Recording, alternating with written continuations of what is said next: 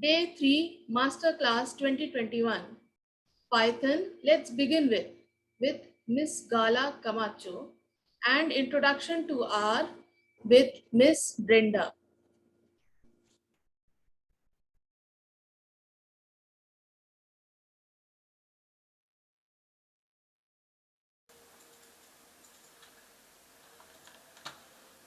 Hi everyone, my name is Gala. I will be talking to you about Python. Today I am part of the steering committee of Women in Geospatial, and so I'm coming to you kind of in collaboration with that, and mostly in this talk what you'll find is like a really fast and just tidbits about Python and how to start using it, and why would you use it, and some kind of things to know, as you start your journey, and hopefully get you excited to start. So the talk will go in this order. We'll talk about a little bit about what is Python, why would we use Python.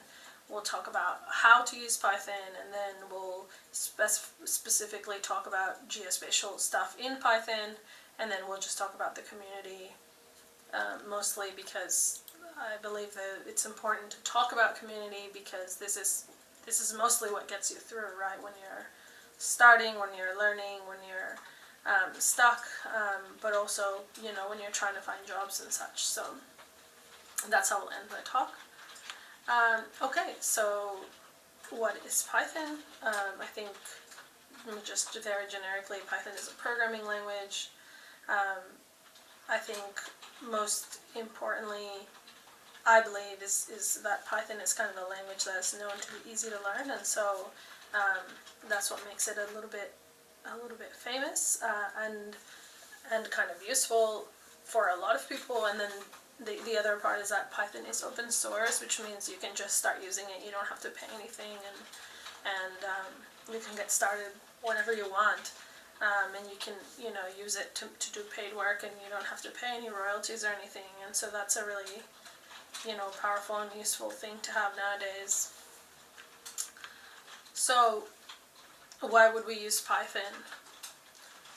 I think honestly the main reason I think people in geospatial kind of get into Python and then stay is that in Python you can do geospatial, but then you can do all of these other things. And so I guess my feeling definitely in the profession was that I want to do this analysis, but then maybe I want to present it, or maybe I want to change the data a bit, or I want to do something really bespoke. And what I found was that a lot of the software out there just didn't let me quite do that. There was always limitations.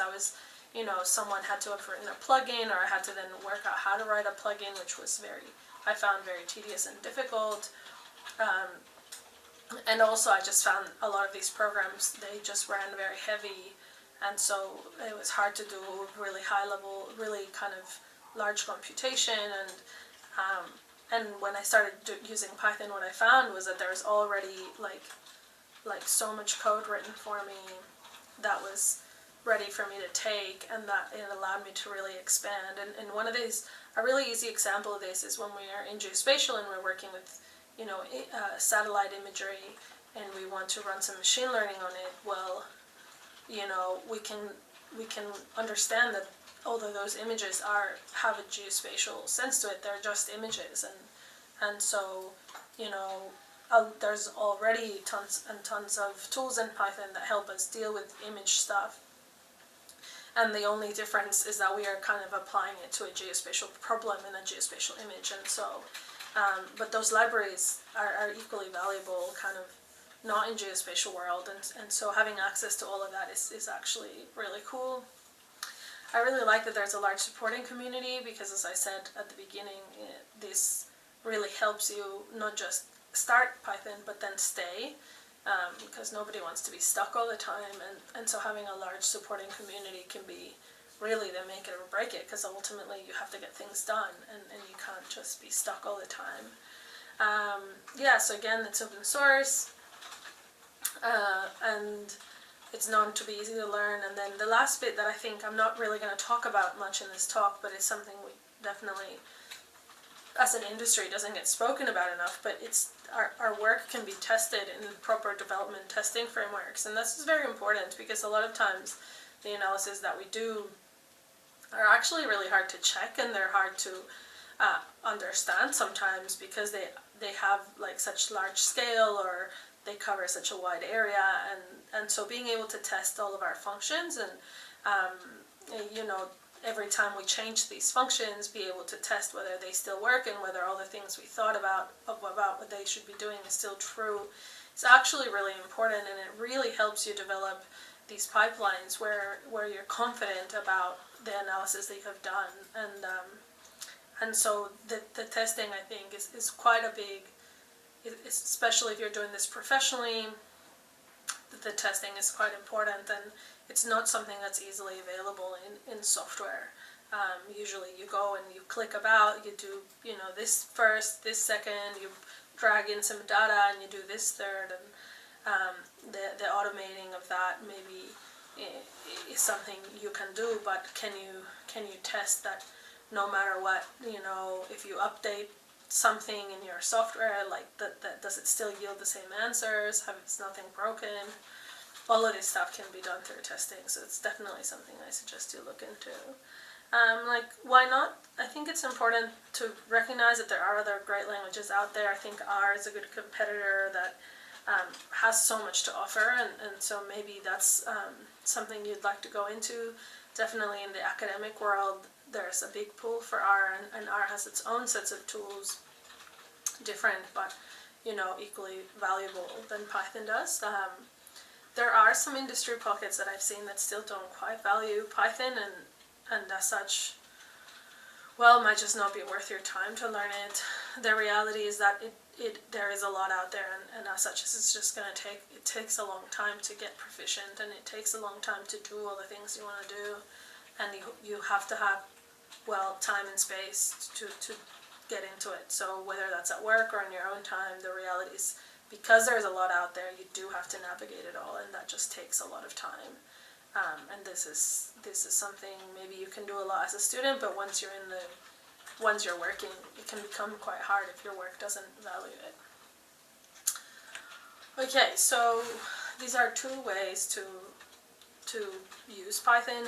They're by no means exhaustive. There's other ways, but these are two that are quite common, and so we can just write a script and then run it using the command line with a Python executable. And I guess, you know, this script basically says run the function say hello using the name Gala, and so when I run this entire script using Python, as you can see here, it just prints hello Gala, and you can see that it did that here. And then the other side is in this thing called a notebook, and that one allows us to write cells that are all kind of separated and run them one by one. And so this one runs like the whole thing at once, whereas this one lets you write one by one, and that can be really valuable when especially when you're learning and you're trying to iterate because you're getting errors and you're trying to figure out how to fix it. You know, this requires that you run like a whole thing, whereas this lets you just only run the bit that you're working on. So this is a really nice entry point, and we're actually going to see an example of that today. So I've linked here some, I guess, some ways to get started. The first one I wanted to show was this one. So Anaconda is it's like a big program that you download onto your computer, kind of like ArcGIS, and it looks like this, and it is really comprehensive. But one of the things it has is these Jupyter notebooks, and if you go in there, it'll already have Python set up for you, and it's actually it's just very comprehensive in how you can access different functionality and different things. It'll also let you extend yourself. There's all kinds of other bits in there to try and I also want to add that you can also run R with Anaconda, so it really is quite comprehensive, and it's a really nice place to get started if you just have some space in your computer and you kind of like navigating things via kind of a UI. Google has also set up, and as I said, this is for notebooks. Google has also set up a really nice thing called Colab, and what Colab does is it lets you run these notebooks in the cloud just using your Google account. And so why this is cool is because you're literally like writing code and you can just run it as you go, and so it's kind of like Python on demand real quickly, and you can do fancy stuff. So yeah, that's what we're gonna go through an example later in Geospatial, but I just wanted to put those out there for you to see. Yeah, and this is just the Python Foundation, which I think you should look at and just to learn more about the language, etc. Okay, so people out in the world have written tons and tons of code, and they've made it available open source for us to use in Python, and the way we tend to refer to this code is this way. And so this is a little bit of jargon that is maybe not the most useful, but it helps you, which is mostly in Python you tend to write functions, and these functions can be kind of wrapped up into a module, and if we have a set of modules, we call that a package, and if we have a set of packages, we call that a library. Now, mostly when people talk about tools that are out there tools in Python, we'll usually call them libraries. And so when people say something like, there's a library for this and a library for that, this is what they mean, which is basically like there is a bunch of code which has tons and tons of functionality that you can just get access to, and then start using like immediately. And so I think this is important because this is how you get all the juicy stuff in Python, is through people writing all these different libraries. And these are not always individual people. A lot of time it's like organizations or universities, but it can also just be you. You can just write one if there is something you want to do that is not out there, and that you think, hey, there could be some functions that I could add that people could just use and reuse. And yeah, and a framework is usually well, it's a set of libraries, and so that's a bit kind of a little bit more advanced. But yeah, so I guess like the Python geospatial world is growing, and this is exciting, but also that also means that like that it's no longer just like everything is new and everything is raw. Like there are lots of really well established things, and that is really awesome, because that means you can get a lot more work done like a lot faster. So here are some, let's just call them libraries, and I just want to take you through them so that you can see the broad range of things that Python can already do in geospatial. So Shapely is a really basic one and lets you define geometries from scratch. You can, define a point by just setting a lat long, and you can, build up from there into defining polygon lines and then polygons and multi-polygons. GeoPy lets you geocode, so you can do, like lat long to address and addresses to lat longs and such. You can look places up. GeoPandas is kind of like the main library that's not Geo, but that is in Python, is called Pandas. And what this does is it almost lets you manage your data like a CSV, like you would in Excel, except it has this knowledge of your geometries, and so you can perform all kinds of like spatial operations. It's a really, that's what we will use today. I will show you a few things. GeoJSON lets you save and read files. GeoAlchemy lets you click into PostGIS databases. H3, for example, is one created by Uber that lets you kind of tile the entire world, and so when you're doing things where you want like a heat map of an area, that's a good place to go. There's a bunch here that are for plotting, like interactive plotting, which is fun. I particularly like MumPy that lets you do like urban morphology, so it has lots of different algorithms already there about kind of networks and how they look and etc. There's Network X is also about networks, and this one actually can be used without the geospatial side, but you can also use it with geospatial side, and lets you do lots of different algorithms around networks, such as the shortest path, etc. So with Sentinel Hub, we can download like all kinds of satellite images, and that's really fun. Earth Engine API has the same concept, and that's very new, and I actually haven't used it much, but people really like it. And Gmap is another library that also lets you work with Google Earth Engine. OSMNX lets you access OSM data, and it has a lot of functionality that's like for the network. And so again, like paths and like kind of fancier stuff. This Moving Pandas is one I learned about recently that I really like. It lets you deal with data. So as you can see, it's pandas, just like GeoPandas, except this time the data can be, you know, like a moving car or something, and it has all kinds of functionality to deal with that kind of information. Yeah, and I put here ArcPy, which is a bit of an interesting one, but basically when you want to in ArcGIS, you can also use Python, and to do that you would use a library called ArcPy, and what's interesting is like, well, this one you can access it, but you need access, you need to have purchased a license, so it's not one we're going to look at. But yeah, I put a link here to this person who keeps a repository of, well, it's not a person, it's actually a team, but they keep a repository of all the kind of geospatial stuff in Python, but also not in Python, so I really recommend that one. It's a good one to search.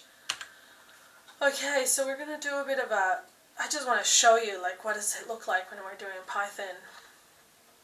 And we're going to use a Colab notebook, and I've prepared one, so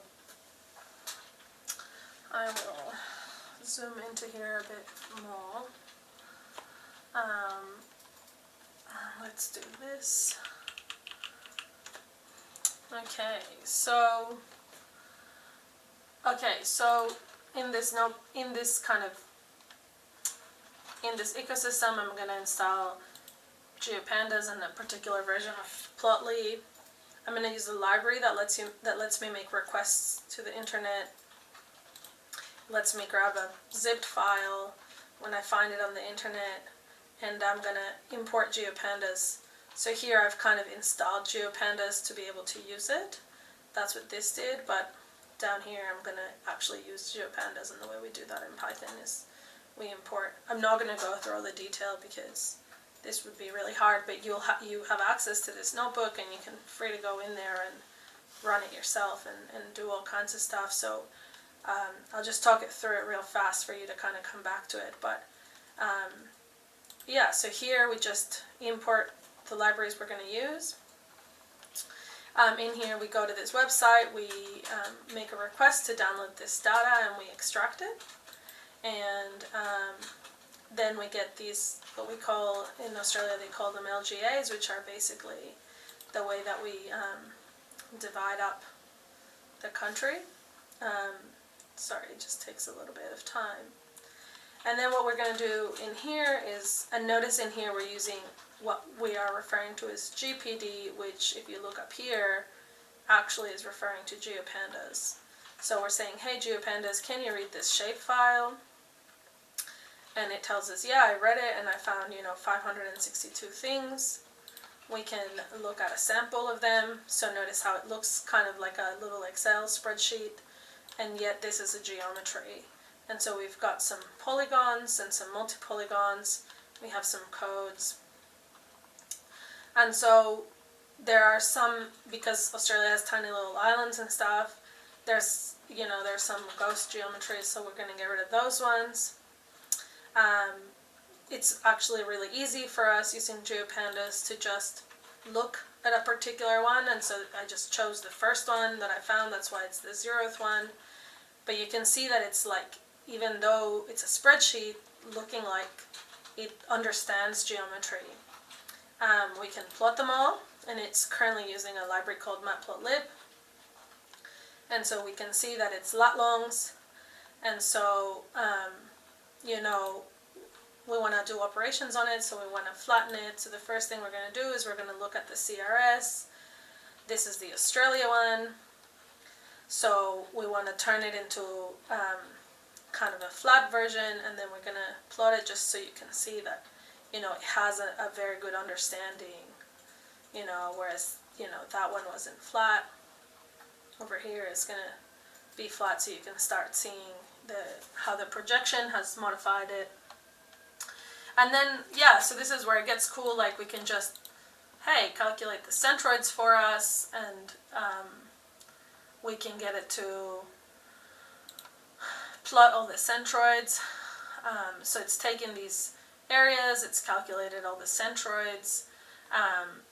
We can, in particular for this notebook, when I generated it, one of the things I wanted to do is I wanted to pick one of these, I wanted to pick a particular location in Australia and then find which areas were kind of in its vicinity. And so, you know, just out of fun, I picked 2 points of interest, one that is in Melbourne, one that is in New South Wales. I'll mostly focus, I believe, in the one in Melbourne, but you know, this is just Python. This is on my own. I show an example here how you can just use GeoPy with this thing called Nominatum, and basically what it lets you do is it lets you just, you know, give it an address and then it'll find you the lat long, and that's pretty exciting. We can even add in here to see. We can see the POIs, so they should now have lat longs, and so you see that now I've made it into a point, and so it's now geometric. And so, you know, we're going to set a CRS for this as we would normally, and then we're going to flatten those because we're working in the flat space. And so if we just do a little bit of, you know, we made these have an area, and yeah, if we just get a little bit crazy and we just go down here, and I'll obviously definitely come back to this and see it slowly. One of the things you can see is that I can find my LGAs, so my areas, and I can be like, hey, find me all the areas that intersect with this area of interest, which is this circle I've created. And it has, and so, you know, this intersects is a function that's already written for us and that we can just access. You know, if you wanted to see kind of how did that happen, you can see this, and this, we're using matplotlib, so it's not interactive, but you can see why it selected kind of, it intersected with all of these areas based on the circle that I created. We can do things like measure the distance from our POI, which was right in the center of the circle, to all of the centroids of these areas. And so, you know, we can see that here. And then lastly, I just wanted to show you that there are interactive plotting libraries. This one we're using here is Plotly. Do be a bit careful depending what machine you're using, you know, when you're doing interactive stuff, but you can see that, like, really quickly we can spin up something interactive with a map, put them on top of the map, and you can always look up Plotly here, which is the library that we've just imported to do this. And there's like lots of different ways you could make this transparent. You could put some, you know, other bits on there too. So, and it's kind of cool. We can turn some of them off if we need, or we can turn some of them on. So we kind of get interactivity, you know, from zero. So I know that was really fast, but hopefully you can kind of see the powerfulness of something we can just make so simple and so fast by accessing these libraries that Python has for us. So I guess the last thing I really wanted to mention was this like Python also lives in all this other software, and you can also access that if that's what you're most comfortable with. The one that I've used thoroughly before is QGIS, and I mean they have a really good starting pack, so I'm not gonna try and show you that, but I, I guess they, you know, this is, I've linked you here to the tutorial, but what's important is that like all of this is what we are used to, you know, in software. But then here you can open up a Python console and it just shows you how you can start doing things. And you'll notice that this is similar, you know, notation to the one that you had seen in the notebook. And so, you know, learning one doesn't mean you won't learn the other. You're kind of learning Python, and the learning of Python will go, you know, whether you're using it in the software or you're using it in on its own. Um, so yeah, and I guess lastly, I just wanted to talk about community. I've linked a few things here. The Women in Geospatial channel is really awesome, and I'm always there helping, and lots of people are always there helping. So definitely jump in there. There's a Python channel. There's a PyLady Slack that is global, and so that will have more localized things. But the reason that's very useful is because they'll have local events and they'll have chats, and it's just a really overall supportive community where you can learn about Python in general, not just in geospatial, which I think is very useful.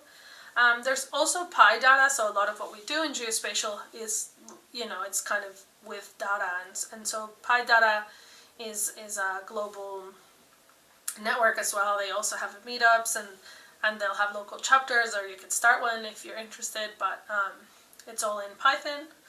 And then, like, I guess lastly here, just like find local communities. There's going to be lots of people around you, hopefully, who, or at least in your local community, maybe online, but somewhere where you have other people who have learned Python and who can support you, because that will get you unstuck and more excited. If you're constantly getting stuck and there's no one to help you get unstuck, I think it can become quite a long and burdensome journey. So I really suggest that finding supportive communities around you is like half of the step of starting to learn Python. So that's all I have, and I hope you've learned some from this. Like, feel free to reach out. I'm in the Women in Geospatial channel. That's the best way to reach me. Okay, see you later.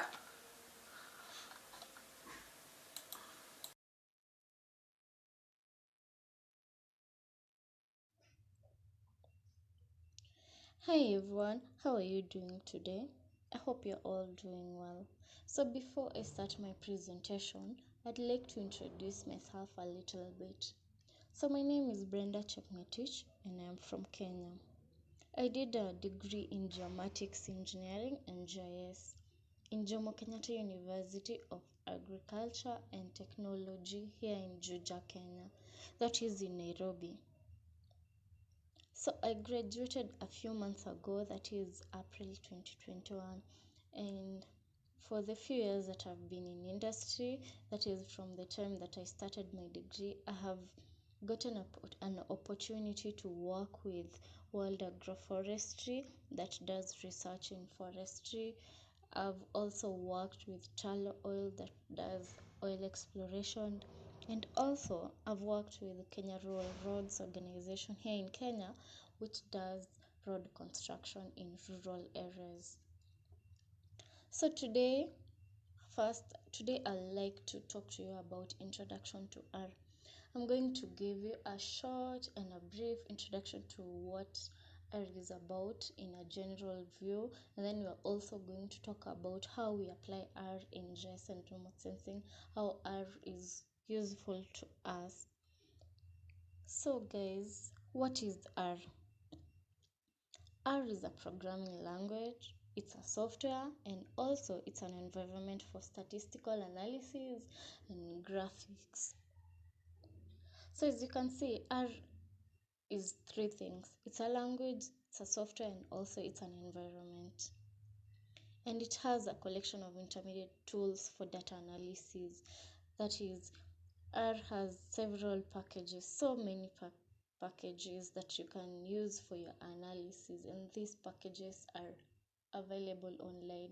You can search them online and you can download them. They're easily available. And also R has graphical facilities for data display, that is visualization of data.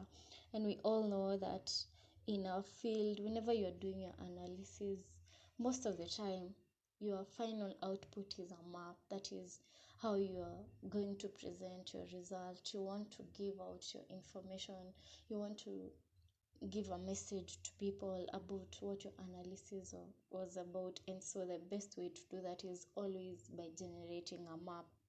So what I'm saying is that R also is a good tool to use in that. After you've done your analysis, you can be able to generate your maps or your graphs, whatever thing that you need to use to visualize your data. R can do that for you. So let's talk a bit about history of R. Do you know how R started? We're all familiar with other programming languages apart from R, but do you always wonder how it started, who created it, and how it began? I don't know, but today I'd like to tell you a little bit about how R started. So it was started by two professors, Rose and Robert Gentleman. These two were professors and they wanted to create a better platform for the students who were carrying out a statistics course. So that's how they decided to come up with R. They wanted a better platform for their students. And this R was created in New Zealand, and the initial version was released in 1995. And the reason R is called R, it's because the names, the first letters of these two authors, they were both starting with the letter R. So that's why it's called R programming.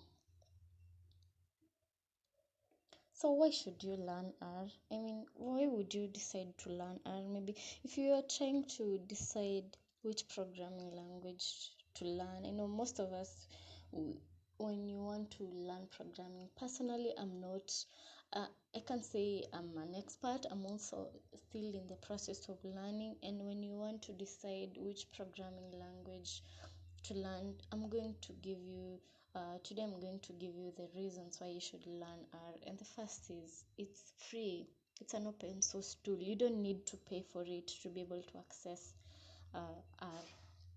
You can be able to find it online.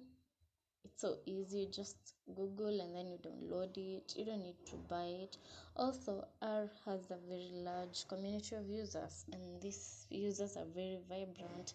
Whenever you have a challenge when you're doing your analysis in R, you can always be able to post your question online, and these users, they will always give you an answer online, so you won't be stuck. R is the latest cutting edge technology. It's what most people are using right now in their analysis, and it's an independent platform. It will give you a gateway to a really good career.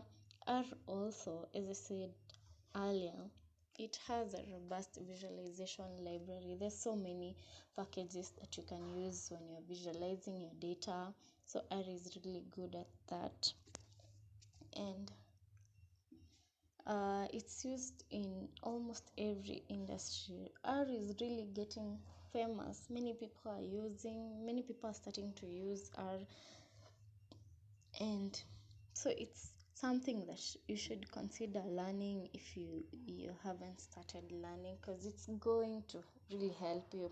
Assuming you have so much data, it's going to be easy if you're using a programming language than using a software, because if you have so much data, it's going to take so much time to do the clicking in a software compared to just maybe changing a little bit of your code so that you can use it in many scenarios in your large data sets.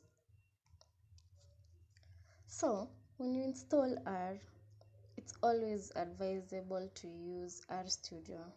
RStudio is an IDE for R. That is, it's an integrated development environment for R. The reason that you're advised to use RStudio is because it helps you be more organized. It organizes your code well, and it adds more functionality. You can be able to highlight the code syntax. It does that automatically, so you can be able to analyze your code. It's not like how in R console you just write your code. You can still use R without the Art Studio, just using the console, but this is way better. Also, because it has extensive package development tools. Also, you can be able to know more about the functions that you're using, because RStudio shows you, it gives you a description of those functions or packages that you want to use.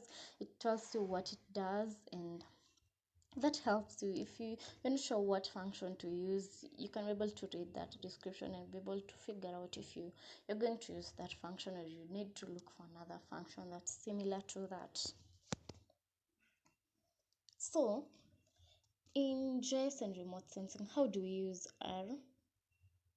So the first thing I'm going to talk about is basic data manipulation.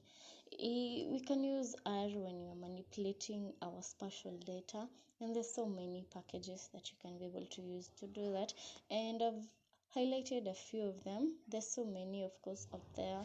These are just a few of them. So we have the raster, which you can use it when you're working with raster data, that is the gridded data. And RGDAL, it helps you, it provides bindings to the Geospatial data abstraction library. RGS, on the other hand, you can use it to manipulate, or if you want to query the spatial geometries of your data, you can use RGS package. The map tools, you can use it to manipulate the geographic data. Shapefiles, you use it when you're reading, when you're dealing with shapefile data. You can use it for reading and writing Esri shapefiles.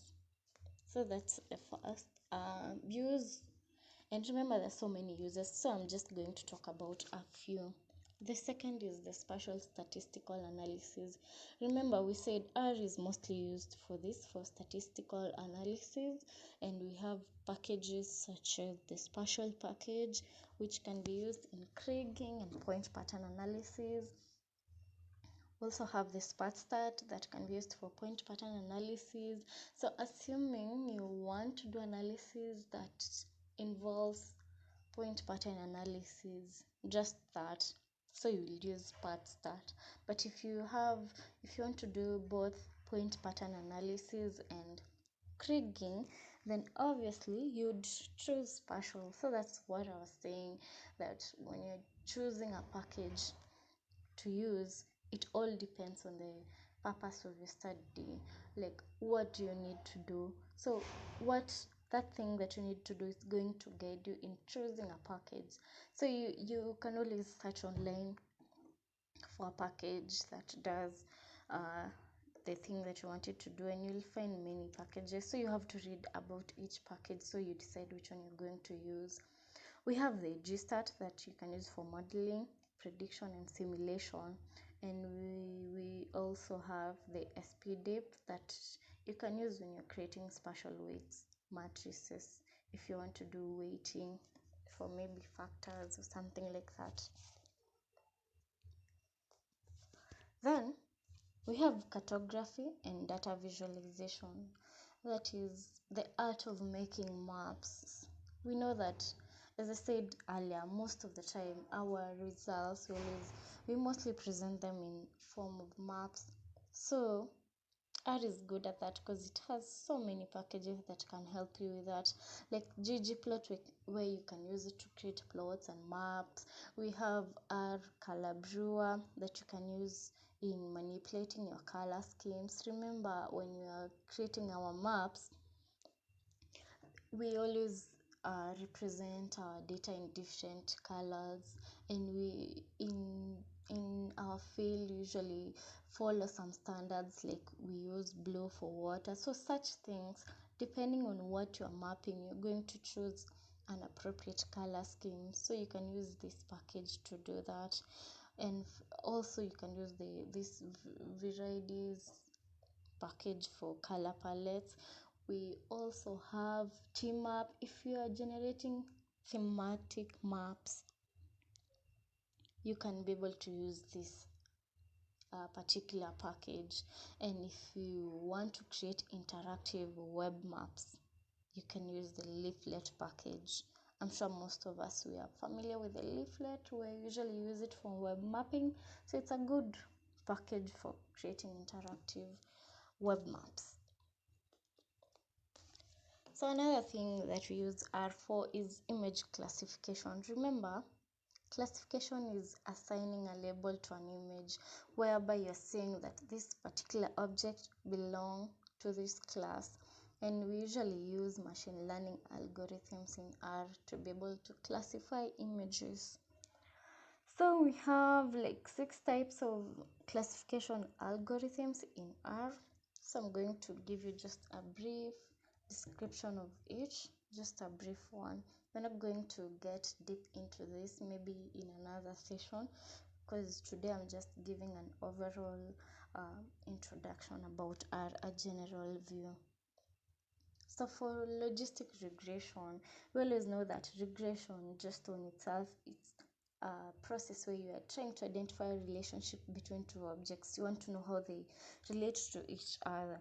So you find a relationship between a dependent and an independent variable. And in this particular algorithm, there are usually two possible values, like it can be a pass or fail, or a yes or a no, true or false, such things. So it's like classifying a particular image into water and a place that's not water. There are always two possible values. Then we have the decision trees. This is where, just from the name trees, remember trees has branches and leaves. So trees is where there is a series of checks that tell the class of an object. So when classifying objects, it goes through several steps, several rules are applied, and these rules are used to divide objects into a class. So until finally a decision is made on where each object belongs to what class. So an example is the random forests algorithm. It uses the decision trees method. Then we have the SVM, the support vector machines. It represents data objects as points in space. That is, it puts data into points and it maps them in space. Then it has a function that can split this particular space into classes. It splits the space according to the target output class. So from there, you're going to, a particular object will be in a class that has been split, that it will be in a class whereby a space has been divided into classes. So at the end of it, each object will be in a particular class in that space. Then we have the Bayes classifier that is based on the Bayes theorem. Okay, I'm not going to go into that, but this particular algorithm, it considers all features of an object to be independent of each other. And this particular algorithm, they're usually fast and they're good if you have large data sets. And then we have the artificial neural network. From the name, it has a collection of neurons that are connected to each other. They're all interconnected and they are put into layers. Then what happens is that weights are generated. So an object is placed into a class whereby it's placed into a class which has the highest weight, something like that. And then for the nearest neighbor, the k nearest neighbor, it's always considered to be the lazy learning algorithm because it maps in those objects in the training set. And then what it does is that it uses the labeled objects which are in the training set to label the other objects. So what happens is that an object which doesn't have a class will be given a class according to its neighbors. So if an object has maybe more neighbors that are in maybe a K class, then this object will be in K class. So it's all based on the neighbors of an object. So apart from R being applied in GIS and remote sensing, there are also other domain areas where R can be applied, like government. In government, it's used in things like research or maybe management of records. We also have telecommunication, we have education, commerce, e-commerce, social media, and insurance. R can be used in these areas in so many ways. Like in insurance, it's used in evaluation of things like actuaries. So this is amazing. I mean, R is used in not just our industry, but all over. It's applied all over. And as you can see, there's so many companies that use R, and these are just a few of them. We have the major companies in the world, like Google. It uses R, so that's amazing. We have Facebook, it uses R too. So you can see clearly R is very useful in many many many many fields, not just the GIS and remote sensing field. So R has many alternatives like Python. Python is another language that's famous, also like R. The difference is that Python is mostly used for web and software development. And when we talk about statistics, there are softwares like MATLAB, we have SPSS and Stata, which are also used in statistics stuff. And MATLAB is mostly used for numerical programming. So these are the alternatives to R. Let's say if you decide to learn R, maybe you can learn these other softwares. So yeah, these are like the competitors to R when it comes to things like statistics and data analysis, especially in our field when you're dealing with spatial data. So this is the end of my presentation. Thank you so much everyone for listening, taking your time to listen to my presentation. Thank you so much. I really hope that today you've learned something about R. And if you already knew about R, it's still okay. And if you didn't, now you know at least something about R. This was a general introduction, an overview about R. It wasn't a detailed one. We were not looking at codes, stuff like that. I was just giving you a general introduction to what R is about and how we use it. So it's been my pleasure to be able to have this chance to talk to you people in this particular platform. So thank you so much for taking time to listen to me. Thank you and have a lovely day.